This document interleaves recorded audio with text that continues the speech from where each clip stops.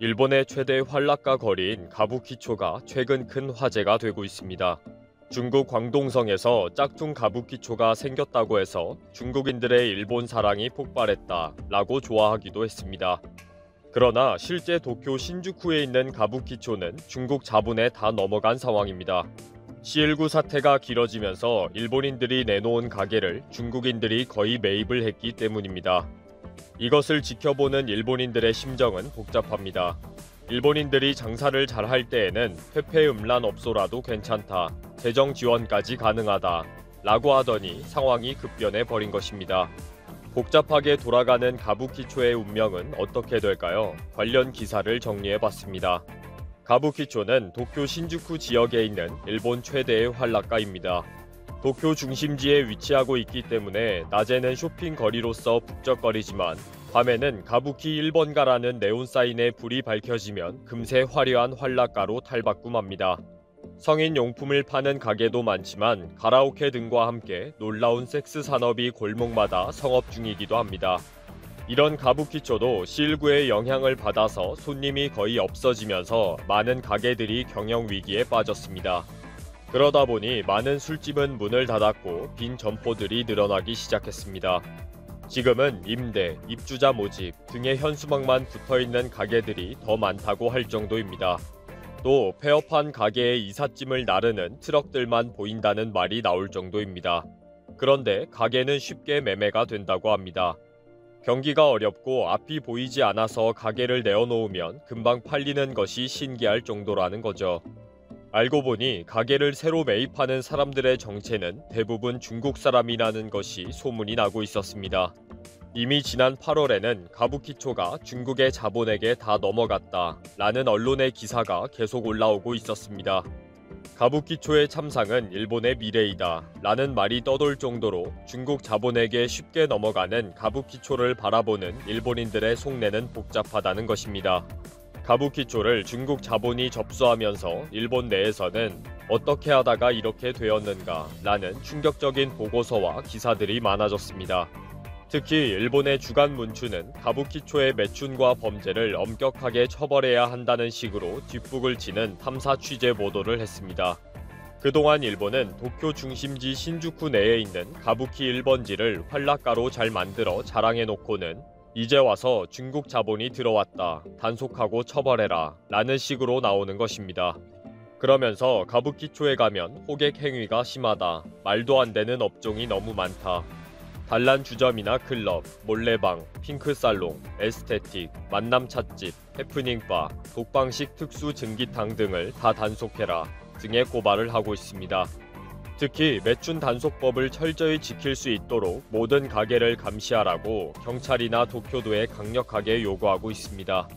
가부키초에는 중국 마피아 조직들이 많이 들어와 있는데 그동안 이들은 일본 야쿠자와의 합작으로 세력을 키워나왔습니다. 이들도 가장 큰 문제라고 하면서 모조리 발본색원해야 할 때라고 지적하고 있습니다. 그러면서 주간 문춘은 중국인이 사라지지 않는 가부키초에는 중국 마피아 조직이 있다 라면서 특집 기사를 이어서 올렸습니다. 이제 가부키초에서 올라오는 구인 광고는 대형 성인업소에서는 월 수입 300만엔, 약 3,250만원을 보장한다고까지 한다는 것입니다. 이런 모든 것이 중국인 사업가와 마피아들이 만들어가고 있다는 거죠.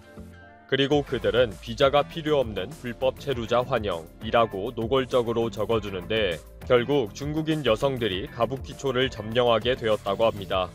이제는 가부키초에서는 중국인 사업가와 중국인 마피아와 중국인 여성들이 점령한 중국 도시가 되었다고 한탄합니다. 그러면서 작은 에스테틱을 6개나 중국인의 인터뷰를 게재했는데 한 개의 가게에 중국인 여성 5명을 고용하고 월 매출이 1,000만엔이나 된다고 했다고 합니다. 결국 6개의 가게에서 월 6천만엔, 약 6억 5천만원의 매출을 올린다는 것입니다. 그리고 이 가게에는 중국의 마피아들이 지켜주고 있는데 요령과 길림, 흑룡강 삼성 출신으로 구성되어 있다고 합니다. 그러면서 어느 일본인 여성 경영자는 자신의 에스테틱 가게가 중국인들에 의해 협박을 받고 경찰이 출동하는 등의 일이 계속 있어서 폐업을 고민하고 있다는 이야기를 적었습니다.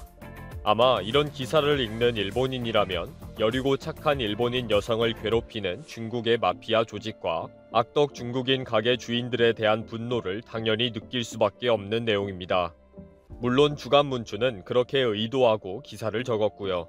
이렇게 주간문춘은 이제 와서 중국인 악덕 상인과 중국인 마피아를 내쫓아야 한다 라고 주장하는 것입니다. 이렇게 복잡한 가부키초의 상황인데도 불구하고 일본인들은 중국 광동성에 만들어진 짝퉁 가부키초에 환호했습니다.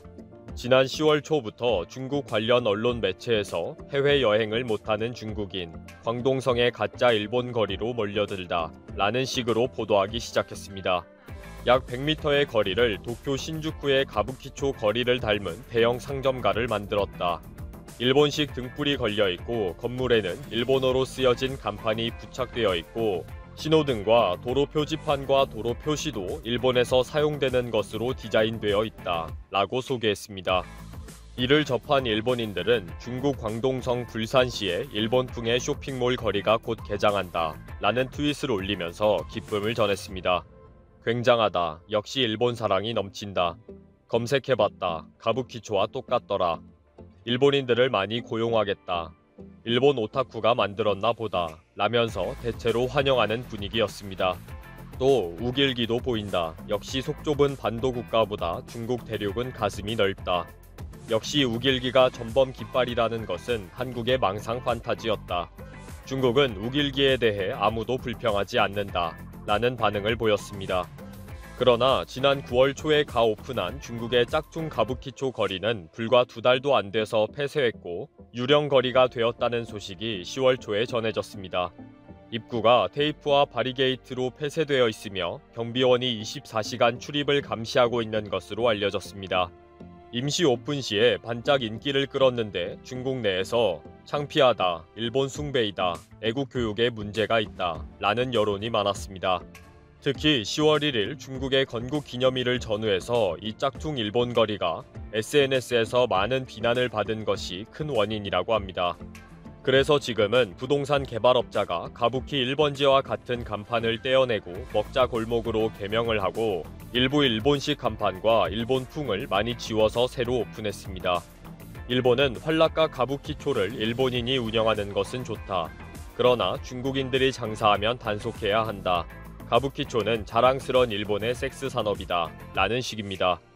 이제 곧 빼앗긴 가부키초를 다시 찾아오기 위해 대대적인 단속을 할 예정인 것 같네요. 그러면 중국이 그냥 있지 않을 것 같고요. 굿이나 보고 떡이나 먹을까 합니다.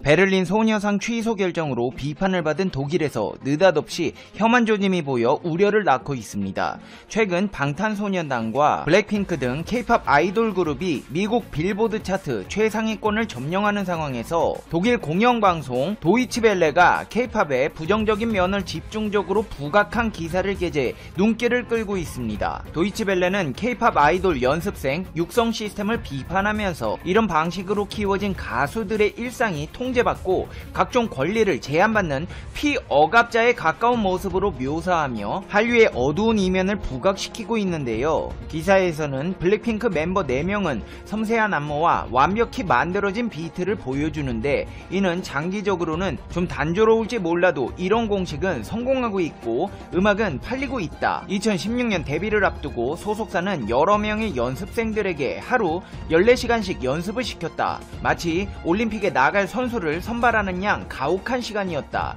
동시에 이런 훈련 방식이 K-팝이 인기를 얻는 한 요인이 됐다. 최근에 블랙핑크를 주제로 한 넷플릭스 다큐멘터리는 데뷔를 꿈꾸며 도전했다가 낙오한 경쟁자들의 시선을 두고 있지 않다.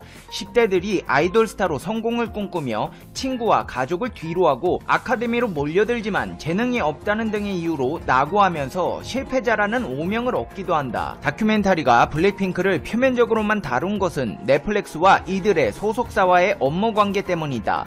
성공으로 향하는 여정에서의 어두운 이면은 어떤 추문도 용납되지 않는 K-팝 스타들의 말끔한 이미지와 맞지 않는다. 일정 기간 연애가 금지되는 행동 수칙을 준수해야 하는 블랙핑크 멤버들에게 그들의 히트곡 러브식 걸즈는 새로운 의미로 다가올 것이라고 했습니다. 그러면서 기사 말미에는 지난해 한국 연예계에서 일어난 각종 사건 사고들을 곁들이면서 K-팝 추모음과 비극의 2019년이라는 제목을 달며 한다는 말이 K-팝에서는 코믹한 요소를 앞세운 강남스타일이 유쾌한 관문을 열며 논쟁적인 이슈가 발생할 때 자신의 의견을 자유롭게 말하지 않고 침묵을 지키는 게 오랫동안 먹혀들었던 방법이었다. 하지만 이제 K-팝은 재미에 집중하지 않고 있는데, 이 때문에 방탄소년단이 미국 흑인 차별 반대 운동에 100만 달러를 기부한 것이 얼마나 하기 어려운 일이었는지 한국 언론들은 처음에 알지도 못했다고 했습니다. 한마디로 분석해보자면 K-팝은 원래 코믹했다. 근데 이제 사회적인 문제에도 주목하고 있다. 그리고 땀 흘려 노력해 성공한 사람이 있는가 하면 실패자들도 있는데 그들에게 주목하지 않고 있다는 내용이 주를 이루고 있습니다. 이 같은 지적에 네티즌들은 다양한 의견들을 내고 있는데요. 올림픽에서 금메달을 딴 선수가 대충대충해서 금메달 딸 수 있냐? 피나는 훈련을 통해 금메달이라는 영광을 얻는 것 같이 K-팝 가수들도 마찬가지 아닌가?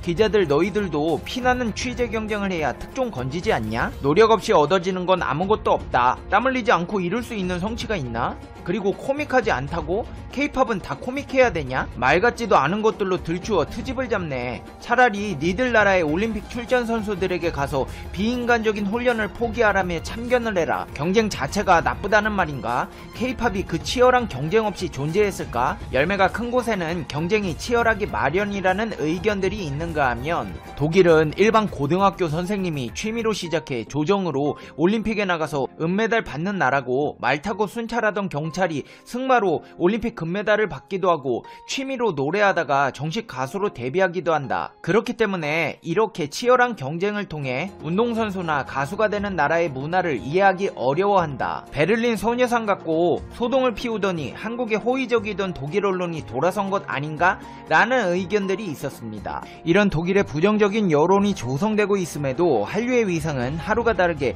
드높아가고 있습니다. 특히나 최근 한국콘텐츠진흥원 주관으로 열린 온라인 한류문화 페스티벌 K-콘택트 시즌2는 440만 명이 관람하는 쾌거를 거두었는데요. 이는 지난 8년간 총 24회 열린 오프라인 K-콘 방문자보다 4배 많은 수치입니다. 원래 K-콘은 세계 각국 도시에서 열렸지만 올해는 신종 코로나 바이러스 감염증 장기화에 온라인으로 대체하면서 디지털 플랫폼에 최적화한 기술로 상상 속 무대를 현실화했는데요. 공연에는 아이즈원, 마마무, 더 보이즈 등 총 27개 팀이 참여해 도심광장, 우주 등의 가상 공간을 배경으로 한 무대를 선보이며 언택트 K-팝의 신기원을 열었다는 평가를 받고 있습니다.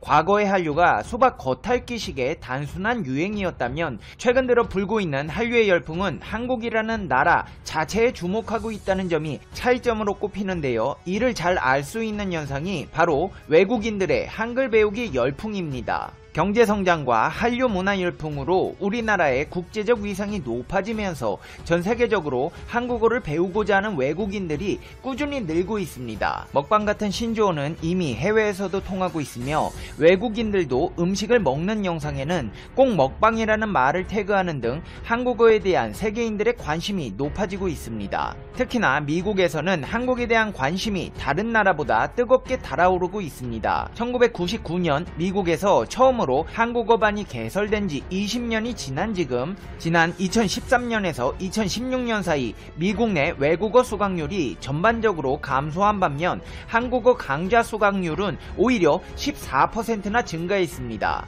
한국어를 제2 외국어로 채택한 국가도 12곳으로, 이 중 미국, 태국, 호주, 프랑스 등은 한국어를 대입과목으로까지 채택했습니다. 미국에서 한국어 배우기가 늘어났다는 것은 그만큼 한국에 대한 호감도가 높아졌다는 것을 알 수 있는데요. 실제로 한국에 대한 미국인들의 호감도가 최근 역대 최고 수준에 이르렀다는 조사 결과가 나와 이목을 집중시키고 있습니다. 미 외교 분야 여론조사기관 시카고 국제문제협의회가 공개한 조사에 따르면 한국에 대한 미국인 응답자들의 호감도는 100점 만점에 60점이었습니다. 이는 1978년 처음으로 조사를 실시한 이래 역대 최고 점수입니다. 한국을 미국의 파트너로 여긴다는 응답자들의 비중은 74%였으며 한국이 미국과 공정하게 무역을 하고 있다고 답한 이들은 전체의 68%였습니다. 덕분에 미국인들이 오고 싶은 나라 1위에 선정되기도 했는데요. 신종 코로나 바이러스 감염증 여파로 해외여행이 어려워진 상황에서 미국인들이 가장 가고 싶은 여행지 중 하나로 서울을 꼽았습니다.